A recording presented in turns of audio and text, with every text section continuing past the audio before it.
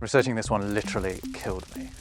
Perusing all the quite unique ways that we use words these days is enough to leave anyone nonplussed. Or do I mean ambivalent? How ironic if I got that wrong. How bemusing would that be? Anyway, come on all you legends and heroes. Let's get to it. Sorry if that was painful, but this video is all about those words whose meanings have changed for better or for worse. Mostly for worse. Now please don't think that I'm some pedantic bore. Who the heck am I to tell anyone how to speak? But there are times when words are misused or overused in a way that causes us all problems. And that's what this is about. To help us sort the information from the misinformation, or do I mean disinformation, I've called on an expert. This is Peter Sokolowski from Merriam-Webster, the makers of America's leading dictionary. His personal copy is massive. The working title of this video is Words We've Ruined, and I'm trying not to be terribly negative, because really I'm actually not that negative about this sort of stuff. I'm pretty laissez-faire about the way people use words. But I'm laissez-faire up until the point where it affects the words that I can use. If I stop being able to use a word because it's been used wrongly so often that now I can't be understood if I use it, then all of a sudden it is my problem. And so I've got to draw the line somewhere. Sure. Sometimes people ask dictionary editors to corroborate or to support the correct, whatever is viewed as the correct way. And I always like to say, first of all, correcting somebody's English is bad manners. I won't do it. And it's not necessary for me. However, if you're a teacher or a parent, that is part of your job. Peter's hopefully going to keep me grounded during all of this. So if you've ever been about to say something, then stop yourself. Because you're not sure if the word you're about to use will be properly understood. Not because it's complex or rare, but because the word is so widely misused that you think the listener might think you mean something else. Dictionary writers have a term for that. They say the word has been skunked. Of course, they wouldn't be so judgmental as to say that the word has been misused. They'd say that it had taken on an alternative meaning or something like that. Here's how the ever-tactful Peter defines skunked. But basically it means that a word has been used in competing ways with enough frequency that one is no longer entirely certain which way the word is being used when you encounter it. A great example of a word that's mid-skunking right now is the word bemused. The standard meaning of bemused is along the lines of marked by bewilderment or confusion. Being bemused is being baffled, but it is increasingly being used to mean something different. Increasingly it's being used to mean the same thing as amused. So we're at the point now where if you left a comment below saying, "Oh Rob, your video left me most bemused," and I don't know you, I'm not necessarily going to know what you meant. Were you confused or amused? And that means you as a commenter are just better off not using the word bemused. Bemused has been skunked. I think bemused is the gold standard. The other one that I think of is nonplussed, because its original meaning is perplexed or confused, but it's often used to mean relaxed or unimpressed. You have to really wonder when you encounter that word, which meaning is being used. And so I would not use nonplussed in writing, and I would not use bemused in writing. Another one along similar lines is the word ambivalent. This is one I've definitely used wrongly before.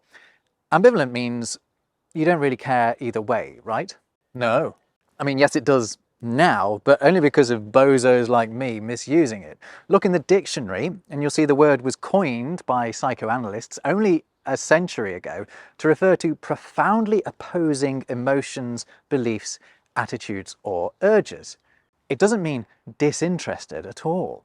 Oh, flip, that's another one. I meant uninterested, didn't I? Peter? Disinterested meaning neutral or objective, and uninterested meaning simply not interested, not intrigued. It's clear to me that that's a distinction that many people don't make, many very educated people don't make, but I find that to be a useful distinction. Isn't it weird how so many of the words we use for uninterested are up for debate? Maybe we should be taking a little bit more interest in their definitions. Perhaps peruse the dictionary occasionally. Oh God, there's another one. Perused. Used to mean examine with attention and in detail, but now it's used for a cursory look through. May as well not use it. Skunked.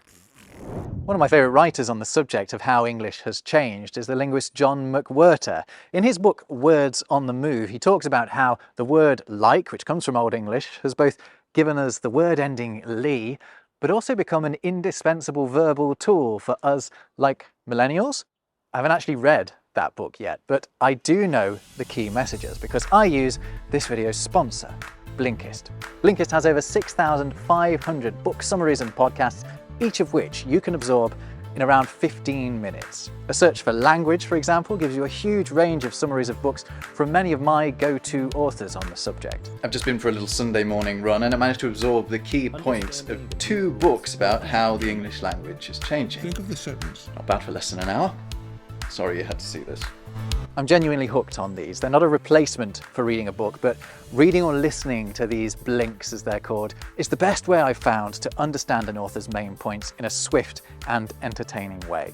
What's more, Blinkist Spaces enables you to share your favourite titles with friends and family, even if they don't have a premium Blinkist account. That said, viewers of this video can get 40% off Blinkist Annual Premium. Start your 7-day free trial by clicking my special link in the description. It's free knowledge. What's stopping you? I asked the subscribers to my newsletter and my followers on X for their suggestions of skunked words, and thanks to them for some of the ones that I've already mentioned. But 2 words came up more than any others. In at number 2 was unique.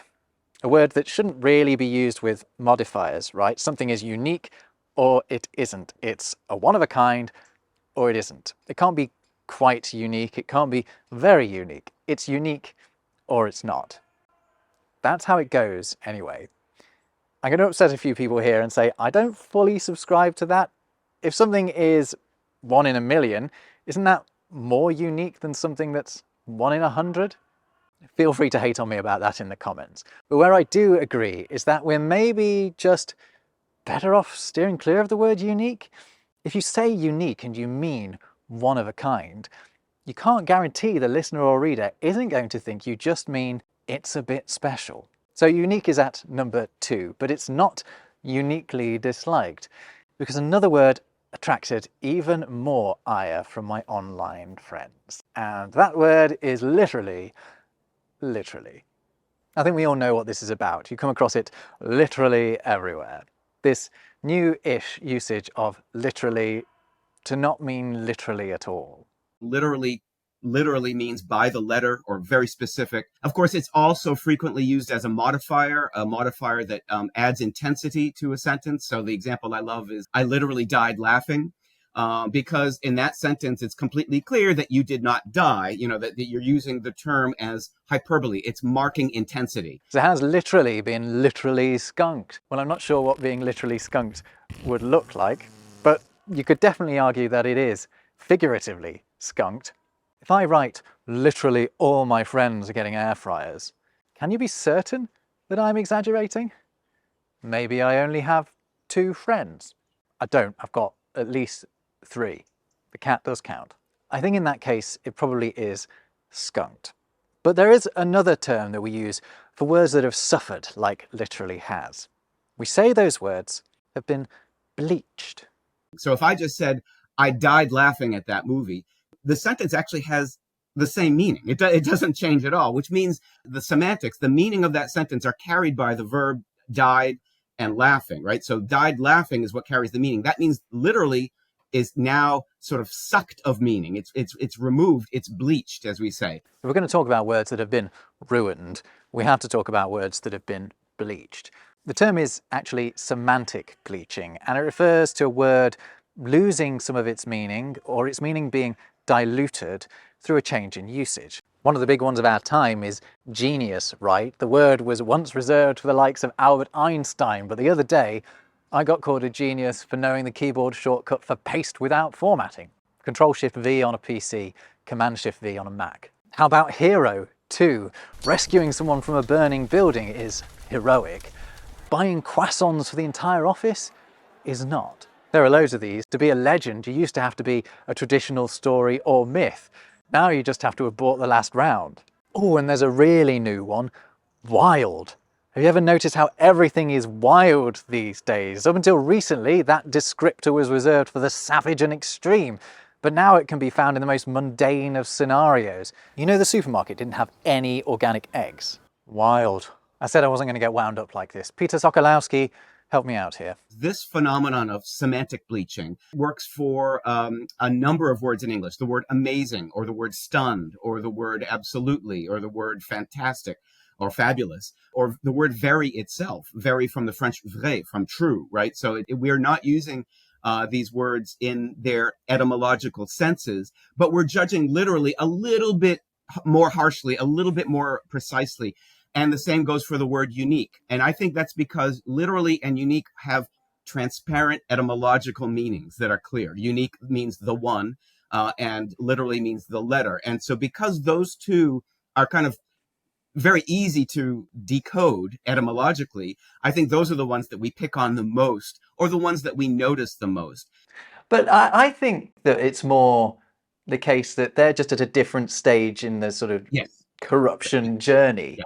As well, right? Because actually the etymologies of words like fabulous, that would have been very clear to people that it came from the word fable a long time ago, but then its meaning changed, and literally people will have been aware what that meant for a long time, and many of us are still aware of where it comes from to the letter, but it's changing now to mean something else.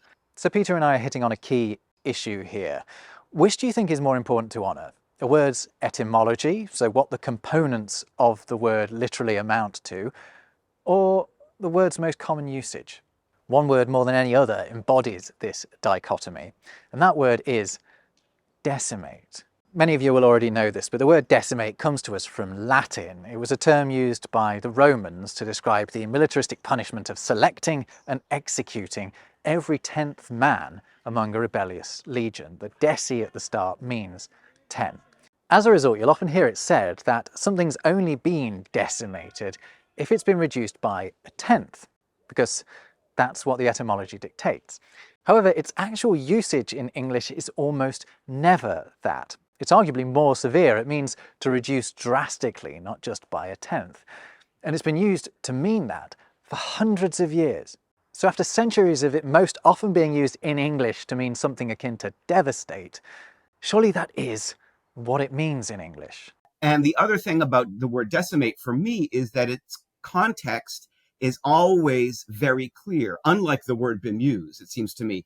So if you say stock prices were decimated in the sell-off yesterday, it's completely clear that you mean utterly destroyed or utterly reduced. That's one of those words that people complain about or might complain about, kind of only to, if you'll accept this, only to show off. You're actually kind of pulling out your Latin card. You're kind of saying, I know the etymology, and that means I know the word's real meaning. I know that's going to upset one or two people, but let me try and win them back by saying that etymology is important. It's often the best way to find your way to the meaning of a word, particularly comparatively late entries to the English language, like many words from Latin and Greek. Etymology gets us to that original English meaning of ambivalent. It gives awesome back its strength and makes bemused less bemusing. You can play your Latin card with me and I'll still be impressed.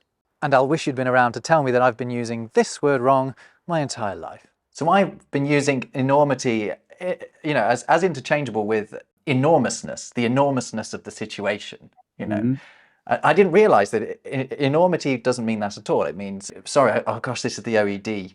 Apologies. I love the OED. I love the OED. I mean, I use it every day, of course. Well, it says enormity is a breach of law or morality, a transgression, crime, in later use, a gross and monstrous offence.